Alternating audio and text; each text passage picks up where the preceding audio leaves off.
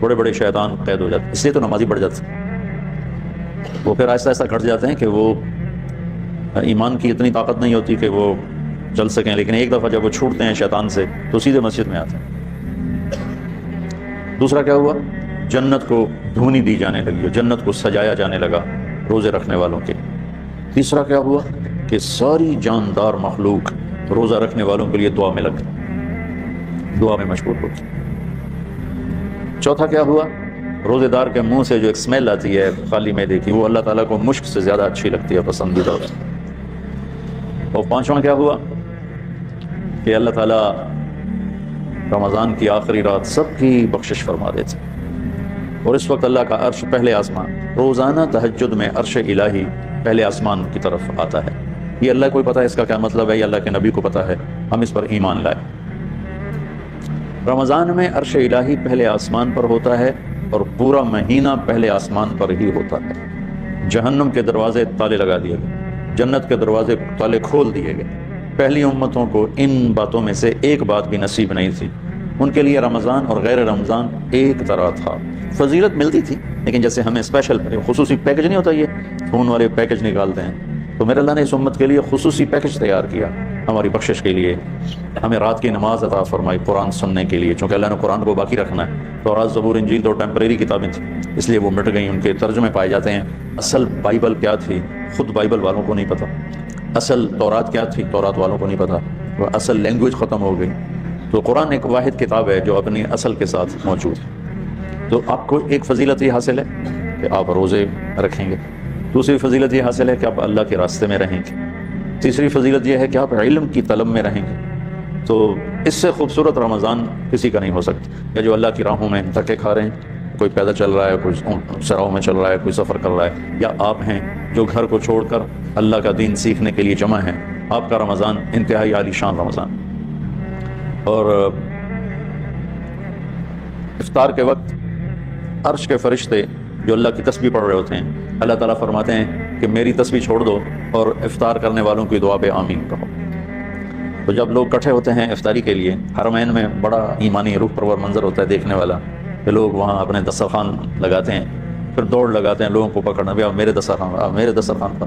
چھوٹے چھوٹے بچے اور بڑے بڑے شیخ، ان کے مالدار رئیس نواب ٹائپ لوگ، وہ بھی نوکروں کی طرح بھاگ رہے ہوتے ہیں کہ میرے دسترخوان میرے دسترخوان پر آ جائیں۔ دسترخوان زیادہ ہوتے ہیں اور لوگ باہر بھی ہوتے ہیں، بکھرے ہوتے ہیں، تو ہر ایک کی تمنا ہوتی ہے کہ لوگ میرے دسترخوان پر سارے آ جائیں۔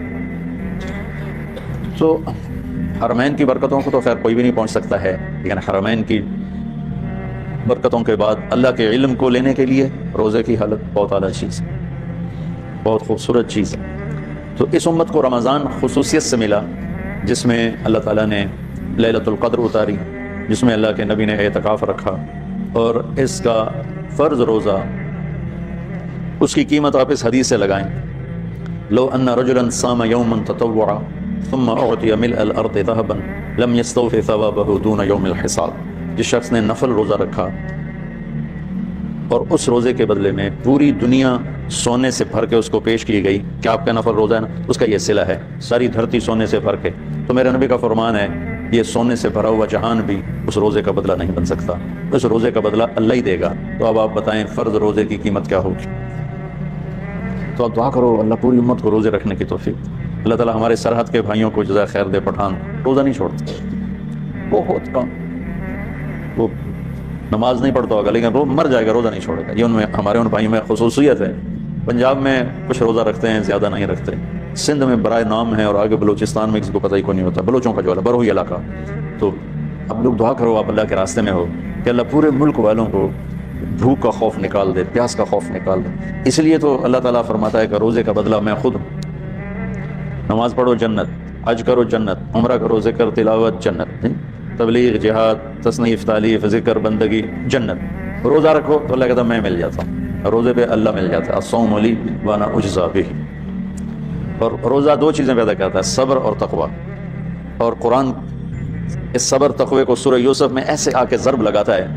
سورہ یوسف کے حسین ہونے کی بہت سی وجوہات ہوں گی، ڈھونڈتا رہتا ہوں کبھی ملی نہیں، کسی مفسر نے خاص طور پہ اس کو اجاگر بھی نہیں کیا، تو مجھے اس میں یہ ایک بات نظر آتی ہے کہ سارے قرآن کو دو لفظوں میں بیان کر کے اس کا نتیجہ بیان کر دیا، اور پیچھے پوری کہانی لائے، اور اس کہانی کے ساتھ پھر ان دو لفظوں کو جوڑ کے ایسے ٹھا کر کے اعلان کیا کہ جب یوسف علیہ السلام کے بھائیوں نے غلہ مانگا تو انہوں نے ایسے نقاب کشائی کی، نقاب رکھتے تھے یوسف علیہ السلام اس طرح کہ ان کے حسن سے کوئی فتنے میں نہ پڑ جائے، اس لیے نقاب رکھتے۔ تو جب وہ بھائی آئے اور اللہ کی طرف سے اجازت ہو گئی تو انہوں نے یوں کیا، هل علمتم ما فعلتم بيوسف واخيه اذ انتم جاهلون، آپ کو تو یاد نہیں ہوگا کیونکہ آپ نے جان بوجھ کے تو کیا نہیں تھا۔ سبحان اللہ، کیا کمال اخلاق ہیں۔ آپ سب سورہ یوسف پڑھتے ہو، ماشاءاللہ تم ویسے بھی تلاوت کرو تمہیں سمجھ میں آتی ہے کہ عربی تمہاری بہت اعلیٰ ہے۔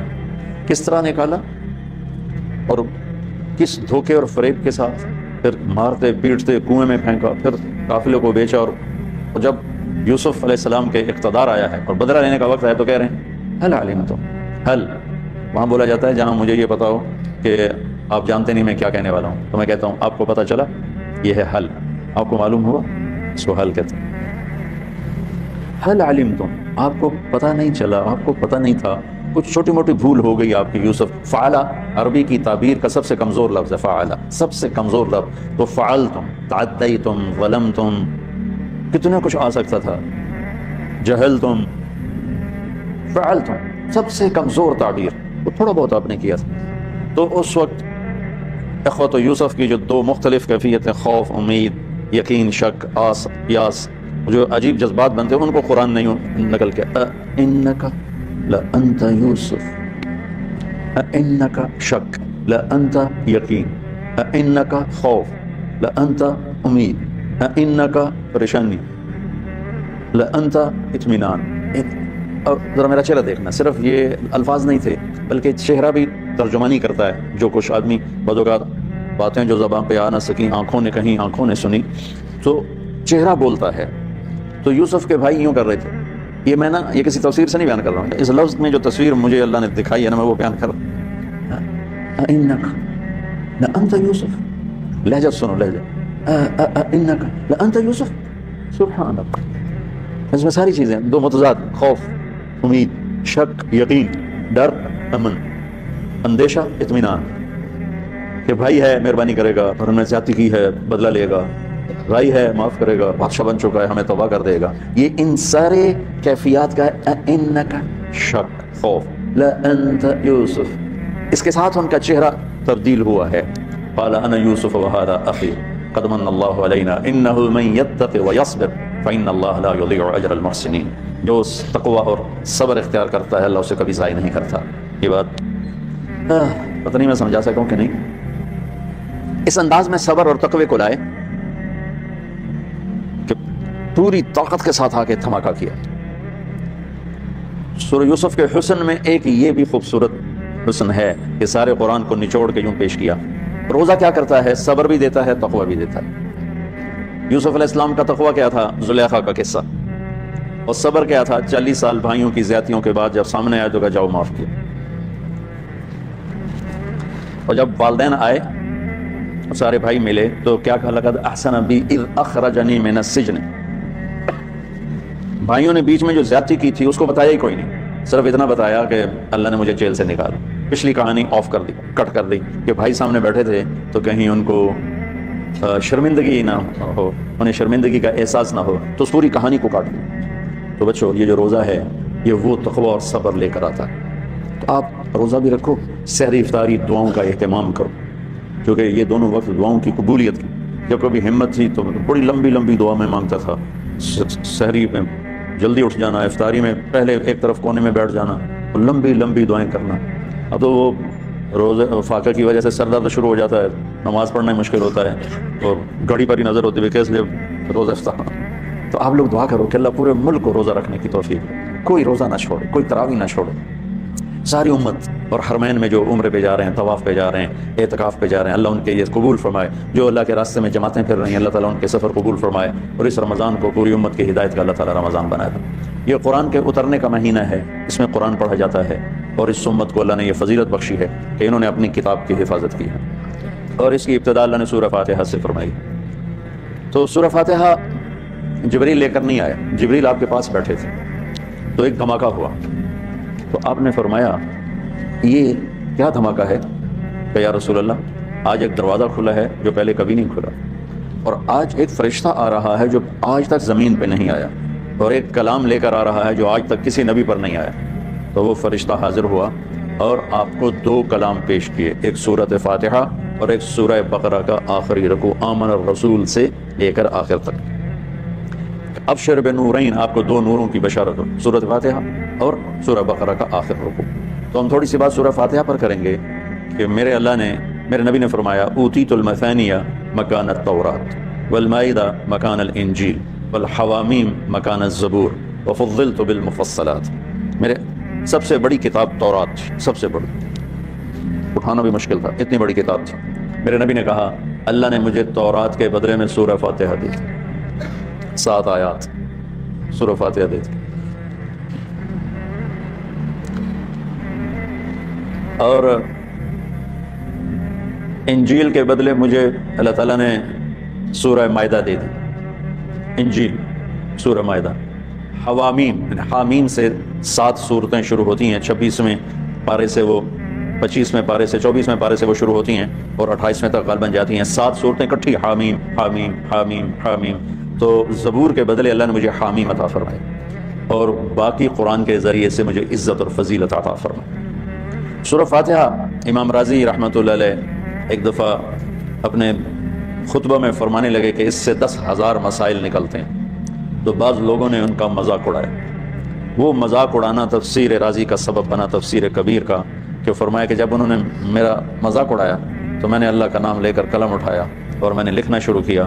پہلی جلد سورہ فاتحہ پر ہے اور 10,000 مسائل اس بندے نے نکال کے پیش کیے ہیں امت کو۔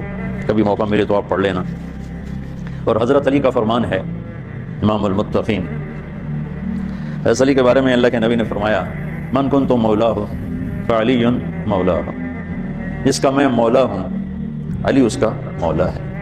اور یہاں مولا سے مراد دوست نہیں ہے، یہ ہم دوست کا ترجمہ کرتے ہیں آقا، سردار، جس کا میں سردار ہوں علی اس کے سردار ہیں۔ اس کے پیچھے ایک کافی پس منظر میں بہت سی چیزیں ہیں، ان کی صفائی کرنے کے لیے میرے نبی نے غدیر خم پر یہ حدیث بیان فرمائی خطبے میں کہ جس کا میں مولا ہوں اس کا علی مولا ہے۔ تو یہ چند دن پہلے مجھے خیال آیا کہ ہمیں حضرت علی نہیں کہنا چاہیے، ہمیں مولا علی کہنا چاہیے، کہ میرے نبی ہمیں ان کو ہمارا مولا بنا کے گئے۔ ہم سمجھتے ہیں صرف یہ شیعہ کہتے ہیں مولا، وہ صحیح کہتے ہیں، من کنت مولا فعلی مولا۔ آپ سب کے 6 روپے میں حیرانی دیکھ رہا ہوں، حالانکہ میں آپ کو صحیح حدیث پیش کر رہا ہوں، من کنت مولا فعلی مولا، جس کا میں مولا ہوں علی اس کا مولا ہے۔ تو میں اب حضرت علی نہیں کہتا، میں کہتا ہوں مولا علی، کہ ان کا حق ہے، جیسے ہر صحابی کی بعض خصوصیات ہیں جو دوسرے میں نہیں۔ آپ نے ابو بکر صاحب سے بڑی ہستی ہیں صحابہ، ان کو نہیں آپ نے کہا کہ تو جنت میں میرے آگے آگے چلتا ہے۔ بلال کو کہا کیا بات ہے، جب جنت میں جاتا ہوں مجھ سے آگے آگے چلتا نظر آتا ہے، جزوی فضیلت۔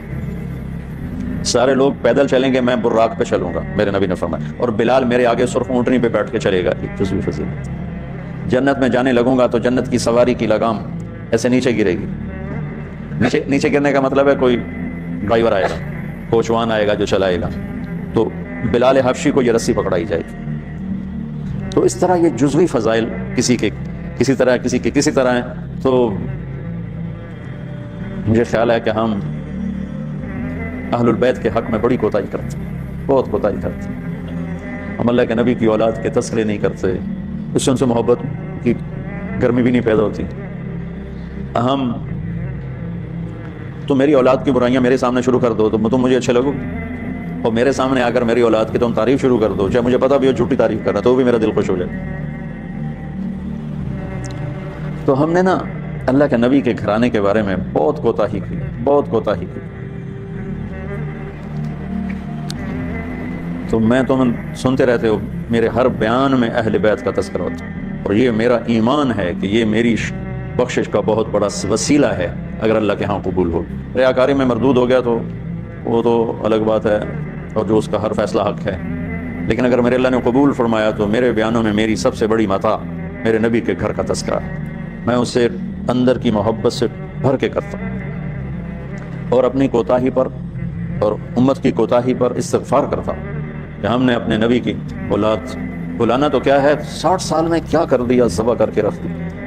مجھے حیرت ہوتی ہے کہ نبی کا نواسا ہو اور ادھر سارے نامراد سور قسم کے انسان ہوں اور پھر ان کے پیچھے لگ کے نبی کے نواسے کو ذبح کر دیا۔ کچھ سمجھ نہیں آتا۔ شاید اللہ ان کے عالی شان مقام طے کر چکا تھا۔ جب وہ سب ساتھیوں نے کہا نا کہ آپ واپس چلیں، وہاں ابن زیاد آ چکا ہے، واپس چلیں، تو فرمایا کہ نہیں مجھے جانا ہے۔ ان کا تم موت دیکھ رہے ہو، کیوں جا رہے ہو؟ کہ مجھے میرے اللہ کے نبی خواب میں ملے ہیں، انہوں نے مجھے کچھ بات فرمائی ہے، لہٰذا مجھے جانا ہی جانا ہے۔ میں پتہ نہیں بیان کیا کر رہا تھا حضرت علی کا، میں اس پر کوئی بات کہنا چاہتا تھا۔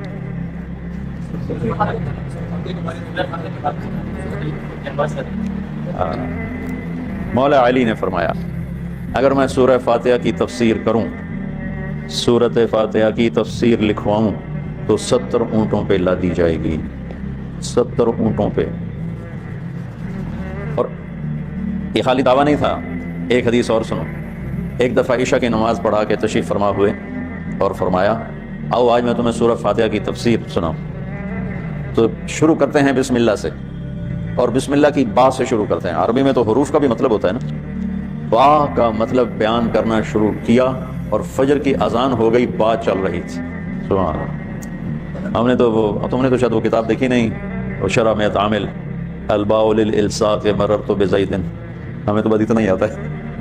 یا حرف جر ہے، باؤ تاؤ کاف لام واؤ منز مسقلا ربہ شمن عدا حتی، کیا ہے حتی الہ، جو میں نے امیر زبانی یاد کی تھی۔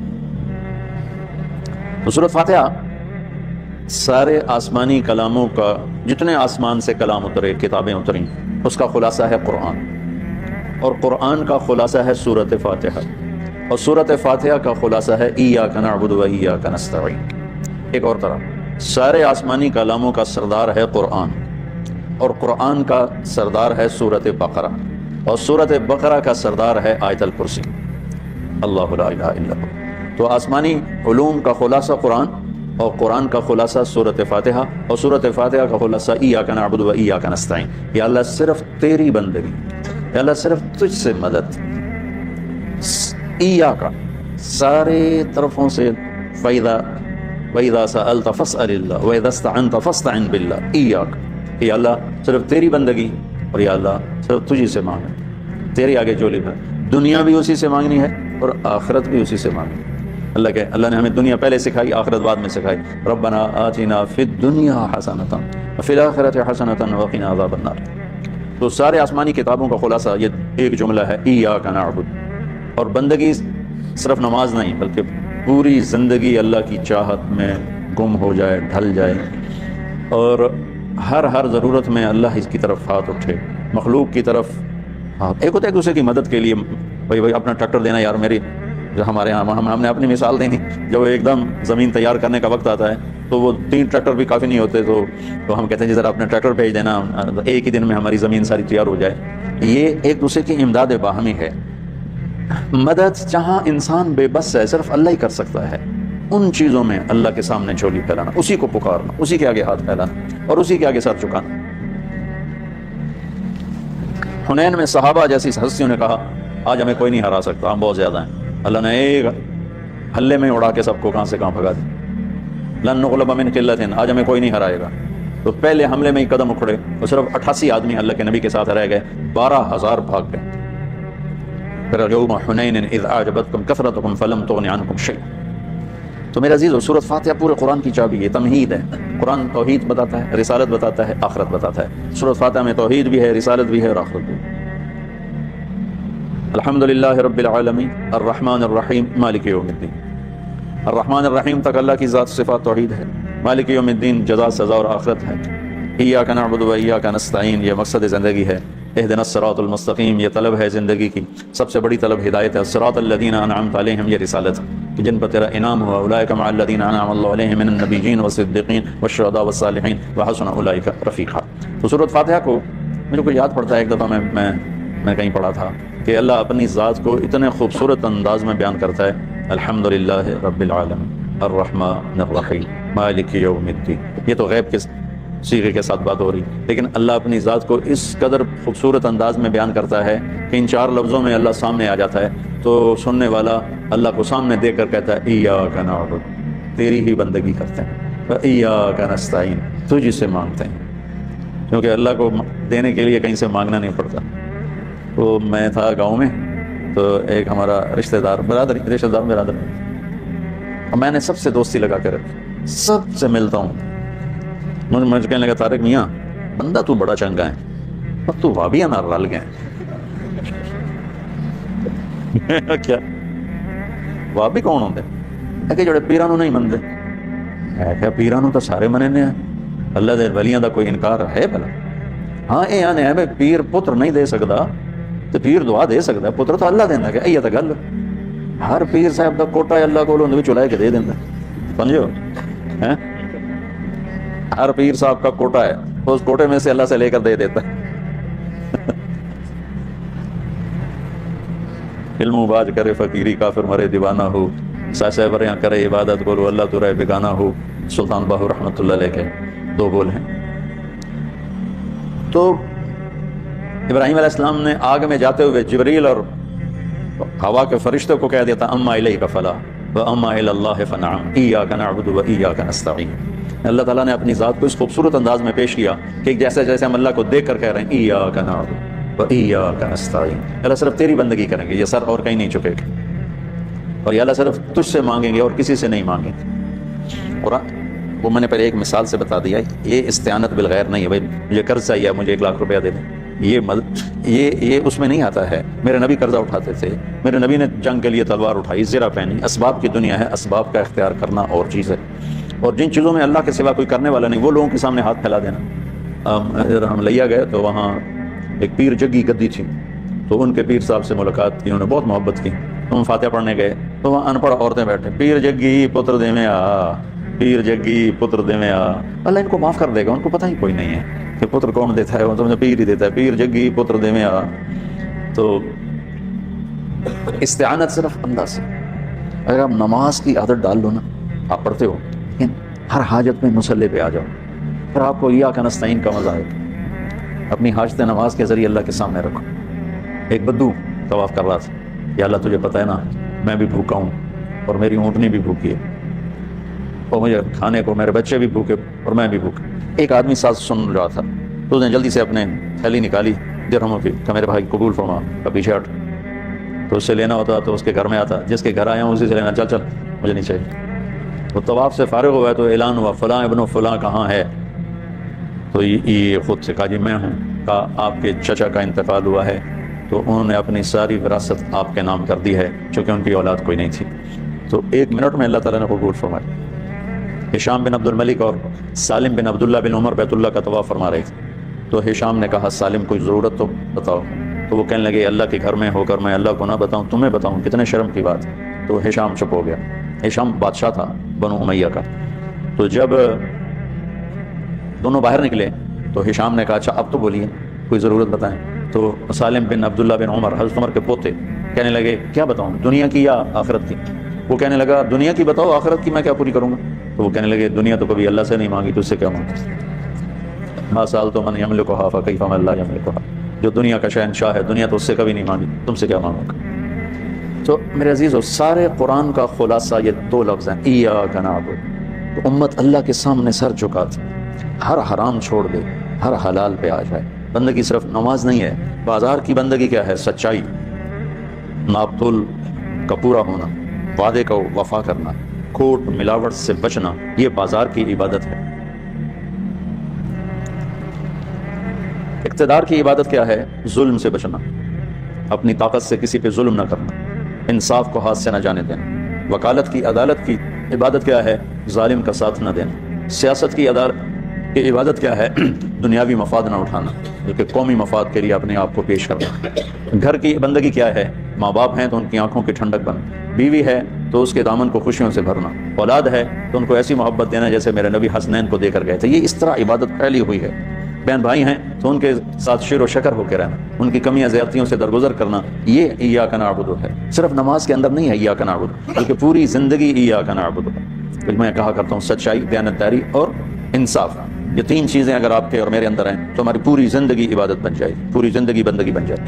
وَإِيَّاكَ نَسْتَعِينُ، جب اس کے سامنے سر جھکاؤ گے پھر ہاتھ اٹھاؤ گے تو مزہ بھی آئے، مانگنے کا بھی، اس کے دینے کا بھی۔ اس کو کون سا کہیں سے لینا پڑتا ہے؟ جو وہ نباتہ بن یزید نخی رحمۃ اللہ علیہ تابعین میں سے ہیں، اللہ کے راستے میں جا رہے تھے، گدھا مر گیا تو نیچے اتر کے 2 نفل پڑھ کے کہنے لگے یا اللہ تو بے نیاز ہے، تو کسی چیز کی ضرورت نہیں اور میں تو مسافر ہوں، مجھے اس کی ضرورت ہے، اسے زندہ کر، اور ایک چھڑی ماری، قم بإذن اللہ، گدھا اچھل کے کھڑا ہو گیا۔ اور امام شعبی فرماتے ہیں کہ میں نے اس گدھے کو دمشق کے بازار میں فروخت ہوتے دیکھا اور وہ نباتہ پہلے فوت ہوئے، کھوتا بعد مرے، ایسی دعا قبول ہوئی۔ تو انشاءاللہ تھوڑا تھوڑا اس کو لاتے رہیں گے۔ آج بس اتنا ہی کافی ہے کہ تھوڑا سورۃ فاتحہ میں چند ایک مضامین۔ ایک ہدایت ہے، ہدایت ہدا اس چٹان کو کہتے ہیں جو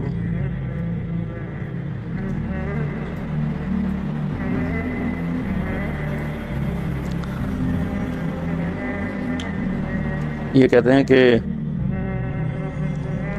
اس کو ذرا بند کر دو، یہ کہتے ہیں شیعہ اس حدیث سے مولا کے لفظ سے خلیفہ اول مراد لیتے ہیں اور مولا سے مراد حضرت علی کو خدا کا درجہ دیتے ہیں، یہ بات غلط ہے۔ اس لیے یہ کہنا کہ شیعہ ٹھیک کہتے ہیں تو اس میں شبہ پیدا ہوتا ہے کہ ہمارا مولا کہنا تو اور ہے۔ خلیفہ اول مراد لیتے ہیں، یہ ان کی خطا ہے، ہاں یہ ان کی خطا ہے، گمراہی، اور خدا کا درجہ یہ ان پر بہتان ہے۔ ان کے جاہل لوگ، جیسے بریلیوں کے جاہل پیر جگی پتر دے میں آ، تو بریلیت کا یہ پیغام ہرگز نہیں ہے۔ ہم جاہل بریلیوں کو بنیاد بنا کر ہم پورا مسلک فٹ کر دیتے ہیں، چونکہ دونوں طرف عداوت ہے تو کمزور پہلو پکڑنا ہے، صحیح نہیں پکڑنا، اور تعویل نہیں کرنی، اپنی تعویل کرنی ہے، دوسرے کی تعویل بالکل نہیں کرنی، اور جو ان کا کمزور پہلو ہے وہ پکڑنا ہے، صحیح پہلو نہیں پکڑنا ہے، یا کمزور کو اچھے طریقے سے اگر بیان کیا جا سکے تو وہ نہیں کرنا ہے، تو وہ خلیفہ اول مراد لیتے ہیں، غلط۔ اور نصیری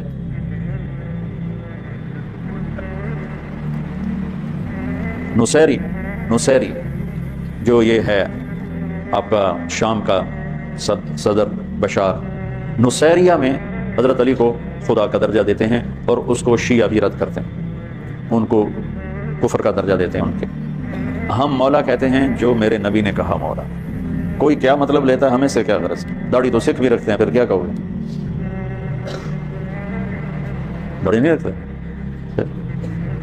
اور جو ملک شام کے قسیسین اور روحبان ہیں پوری داڑھی رکھتے ہیں، پورے بال رکھتے ہیں، تو ان کے بہت سے کلپس میں نے دیکھے ہوئے ہیں۔ جو روم کے روحبان ہیں وہ کلین شیو ہیں، جو بیت المقدس کے روحبان ہیں وہ لگتا ہے جیسے اگر سلیب گلے میں نہ ہو تو لگے کوئی بہت بڑے علامہ جا رہے ہیں۔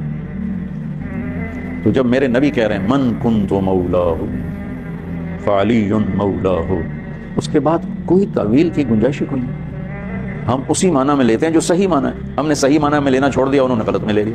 اب صحیح معنی میں لیتے تو وہ غلط میں کیوں جاتے؟ تو بچو، تعصب کوئی اچھی چیز نہیں ہے۔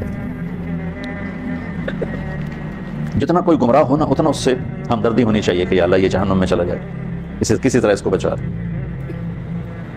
انور شاہ صاحب ٹرین پہ چڑھنے لگے تو ایک سکھ اترا، تو شاہ صاحب نے کیا ہائے، تو وہ کہتا ہے مولوی جی کیوں ہے؟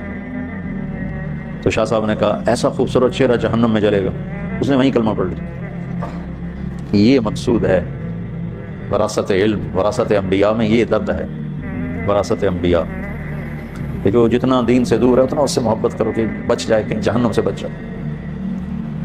اللہ کے نبی نے آخری حد تک ابو جہل کی اتنی منتیں کی کہ ابو جہل کہنے لگا بس کرو، ہر انت منتہم، بس کرو، میں قیامت کے دن گواہی دے دوں گا کہ تو نے اپنے رب کا پیغام ہمیں سنا دیا تھا۔ تو ہمارے نا علمی اور دینی حلقوں میں ہمیں وہ لاسانی سرکار ہیں، کوئی مجھے تو نہیں پتہ کون تھے، اتنا تھا کہ وہ رکشوں کے پیچھے ان کے فوٹو لگے ہوتے تھے، وہ لاسانی سرکار، تو مجھے پتہ چلا ان پہ قاتلانہ حملہ ہوا، میں ان کو پوچھنے چلا گیا، جو میرے اوپر بکواس شروع ہوئی سوشل میڈیا پر، یعنی اتنا سیرت سے ہم دور ہو گئے ہیں کہ نبی ابو جہل جیسوں کی منتیں کر رہا ہے، اور یہ کہتے ہیں یہ بدعتی کے پاس چلا گیا، دیوبندی ناراض، بریلوی ناراض، بدعتی کے پاس چلا گیا۔ ارے بھائی میں بدعتی کے پاس دعوت کی نیت سے گیا ہوں، ثم انی دعوتهم جہارا ثم انی اعلنت لهم واسررت لهم اسرارا۔ تم دیکھو تو صحیح انبیاء کا طرز کیا ہے اپنی قوم کے بارے میں۔ وانی کلما دعوتهم لتغفر لهم جعلوا اصابعهم في آذانهم واستغشوا ثيابهم۔ ایسے آدمی سے کوئی بات کر سکتا ہے؟ اے ہمت، چلو تم سبق میں یوں کر دو مولوی صاحب کے سامنے، دیکھو تمہارا کیا حال کرتا ہے. یقین مانو میں نوح علیہ السلام کی اوئے ہو کیا جگر تھا. یوں لوگ بیٹھے یوں. پرسوں ترسوں وہاں بیان تھا نا شاہکوٹ, تو اندر بیان تھا گھٹن گرمی, اوپر سے اسپیکر خراب ہو, میں بولوں تو ادھر سے آواز آئے, آواز نہیں آ رہی, پھر چپ ہو جاؤں, پھر بولوں تو ادھر سے آواز نہیں آ رہی. مجھے اتنا غصہ چڑھ میں سب کی پٹائی کروں جنہوں نے یہاں ممبر رکھا, اور مجھ سے بولا نہیں گیا. اور میں نے وہ پنجابی کہتے کھینچ تو کے, تو میں نے وہ کھینچ کھانچ کے 1.25 گھنٹہ پورا کیا کہ میرا من چل ہی نہیں رہا تھا کہ میں کوئی یہاں بات کروں. ہوا کہ مجمع طلب والا بیٹھا ہے, یوں کر کے بیٹھا ہے, اسپیکر خراب تھا, حبس اور گرمی شدید تھی, تو میرا میٹر گھوم گیا. تو میں قربان جاؤں اس رسول پر جو ایسے لوگوں کو دعوت دیتا تھا. ہمارا نا یہ عجیب سا دین بن گیا ہے, جو دین آیا اس لیے تھا لتخرج الناس من الظلمات الى النور. پڑھو تو صحیح, لتخرج الناس من الظلمات الى النور. وہی امت کہہ رہی ادھر کیوں جاتے ہو, ان کے پاس کیوں جاتے ہو, ان کے پاس کیوں جاتے ہو, وہ تو یہ ہیں, وہ تو وہ ہیں, وہ تو وہ ہیں. ارے لوگ میرے بچوں, یہی تو چیز تمہارے اندر پیدا کرنا چاہتا ہوں, تمہارے اندر سے زہر نکالنا چاہتا ہوں فرقہ واریت کا, کسی طرح یہ نکلے. اور جو عادت بن جاتی ہے اسے نکالنا مشکل ہوتا ہے. بابا اسماعیل ہمارے ایک ساتھی تھے. جی اچھا جا رہا ہے, چلے آپ چلا دو. اچھا چلا دو بس اتنا ہی. بابا اسماعیل تھے تو وہ تھے بڑے غصے والے اور بڑی لمبی تہجد پڑھتے تھے. سروزے میں جو بچے ساتھ نئے جاتے تو ان کو نا چھوٹے مارا, سونے آئے ہو, اٹھو. اچھا, اب وہ ساتھیوں نے مجھے شکایت کی, میں نے اسے بلایا, میں کہا بھائی اسماعیل تہجد تو نفل ہے, آپ کیوں اٹھاتے ہیں؟ کہا تو پھر آئے کیوں ہیں اللہ کے راستے میں؟ میں نے کہا وہ تو بھی دین سیکھتے پھر رہے ہیں. کہ وہ جہنم میں جائیں گے اگر رات کو نہیں اٹھیں گے تو. میں نے کہا یہ تو میرے ذمہ میرے کھاتے میں ڈال دے, تو مہربانی کرو کچھ نہ کہا کر. چلو ٹھیک ہے تیرے کھاتے ڈالتا ہوں پھر میں نے کہا دیکھو اٹھانا نہیں, پتہ نہیں اٹھاتا. اب وہ تو وعدہ کر لیا, اب عادت بن چکی ہے, لہذا اٹھتے ہی دروازے کو ٹھا کر کے کھولتے تو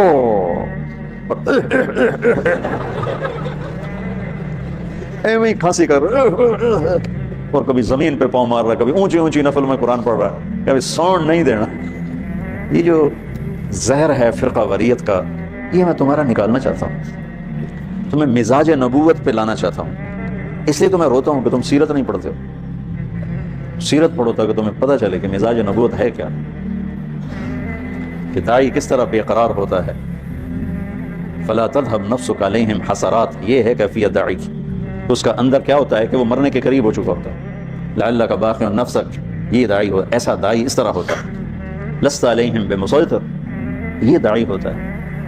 ہم چونکہ ہمارے ماحول میں یہ ہے ہی, اللہ کا فضل ہے ہمیں تبلیغی ماحول ملا اور تبلیغ والے استاد ملے, انہوں نے ہمارے کم از کم میں اپنی ذات تک کہتا کہ یہ زہر نہیں پیدا ہونے کے. ہاں مطالعے کی وجہ سے پیدا ہو گیا, مطالعے کی وجہ سے تقابل میں جب تقابلی مطالعہ کیا تو ایک احساس برتری, احساس حق اور حقارت اور کمی آ گئی, بالکل آ گئی.